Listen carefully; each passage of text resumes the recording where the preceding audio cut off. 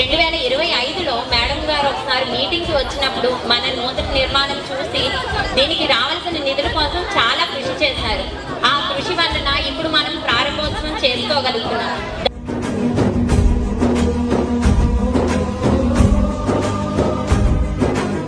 మన సిహెచ్సి ఈరోజు చాలా అందమైన భవనంతో తయారైంది.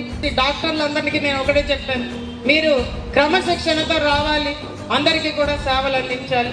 ఎక్కడా కూడా ఎటువంటి ఇబ్బందుల్ని మా ప్రజలకు కలిగించకండి.